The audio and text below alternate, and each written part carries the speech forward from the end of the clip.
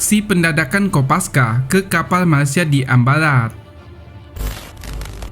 Kopaska menyimpan banyak kisah-kisah heroik yang dilakukan di Ambalat. Kopaska, Komando Pasukan Katak TNI Angkatan Laut, berkali-kali memberi pelajaran kepada tentara laut Malaysia di Ambalat. Ambalat adalah daerah panas beberapa tahun silam. Ambalat yang terletak di Laut Sulawesi atau Selat Makassar berada di dekat perpanjangan perbatasan darat antara Sabah, Malaysia, dan Kalimantan Timur, Indonesia, menjadi tempat adu fisik kapal perang dua negara.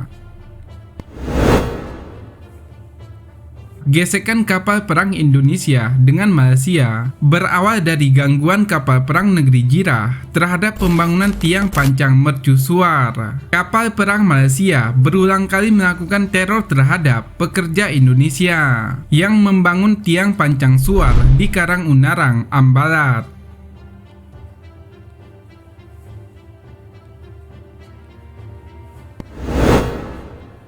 Teror dilakukan dengan manuver dengan kecepatan tinggi di sekitar lokasi pembangunan. Percikan dan gelombang kapal perang membuat para pekerja Indonesia kesulitan meneruskan pekerjaannya. Lagi pula, para pekerja berada di gugus karang yang terasa hempasan gelombang ombaknya.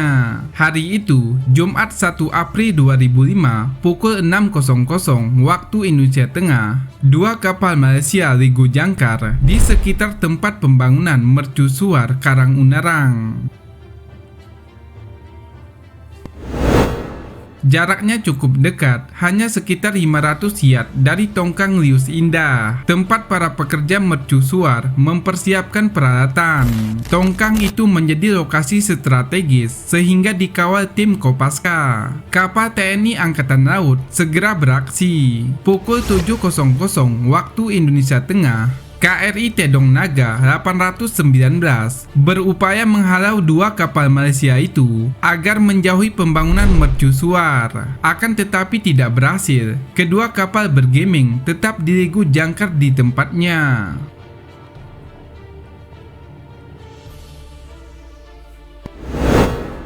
Komandan KRI Tedong Naga 898 yang saat itu dijabat P. Nurlan tak habis akal. Ia memutuskan mengusir dua kapal Malaysia itu dengan cara lain. Kapten Nurlan meminta prajurit Kopaska di Tongkang Lius Indah beraksi. Prajurit Kopaska yang siaga di sana, Serka Ismail, menyatakan siap mengusir kapal Malaysia yang sedang ligo jangkar itu. Ia segera melapor ke komandan tim Kopaska, Lettu Laut Ebeni, untuk merencanakan aksi.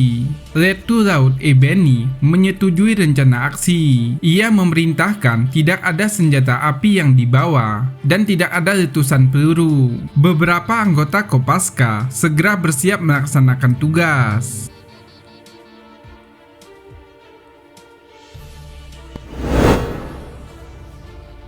Pergi atau jangkar kapal saya putuskan.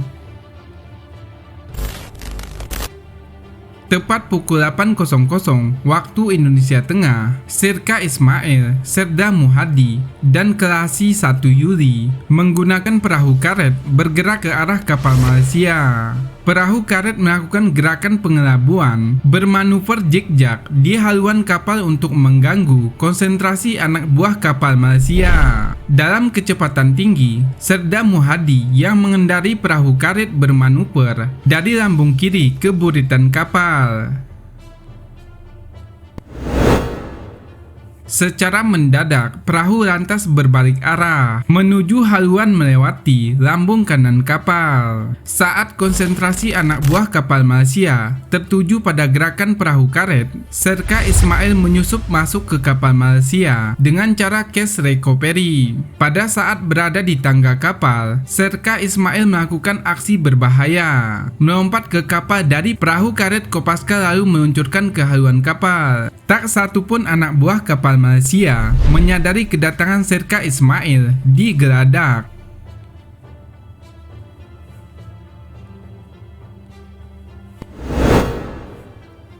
prajurit Kopaska itu mendobrak pintu kapal. Satu anak buah kapal Malaysia keluar mendengar suara keras pintu didobrak. Serka Ismail membentak, menanyakan ruang komandan kapal. Komandan kapal Malaysia keluar ruangan setelah mendengar suara bentakan. Daerah ini wilayah saya. Setelah saya turun, segera pergi dari sini. Kalau tidak, jangkar kapal saya putuskan, kata Serka Ismail. Serka Ismail kembali ke perahu karet Kopaska yang mendekat di haluan. Mereka bergerak mendekati kapal kedua Malaysia. Namun kapal kedua sudah mengantisipasi aksi pendadakan pasukan katak Indonesia, mengadakan penjagaan di lambung kanan, kiri, dan buritan kapal. Prajurit Kopaska kesulitan untuk menaiki kapal kedua. Aksi boarding tidak bisa dilaksanakan seperti sebelumnya.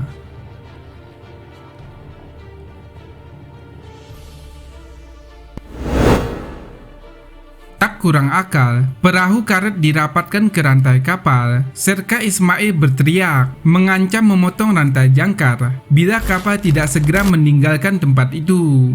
Aksi pendadakan para prajurit Kopaska berhasil membuat jeri para awak kapal Malaysia. Tak lama kemudian, mereka mengangkat jangkar, lalu bergerak pergi meninggalkan perairan Karang Unarang.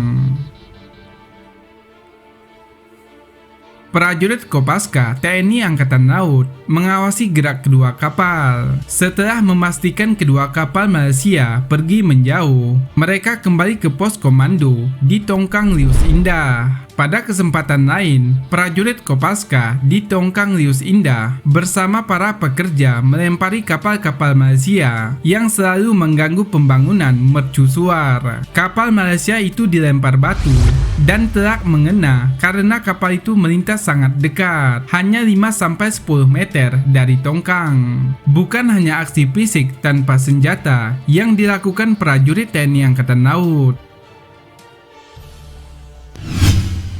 Perang radio terjadi antar kapal perang, seperti yang dilakukan KRI Hiu 804 yang saat itu dikomandani Letkol Laut P. A. Simatupang dengan beberapa kapal perang Malaysia. Dalam perang radio, dua pihak saling menyiarkan kata-kata menekan, perang urat saraf, dan propaganda. Tak jarang perang radio berlanjut dengan manuver kejar-kejaran antar kapal dalam kecepatan tinggi di laut.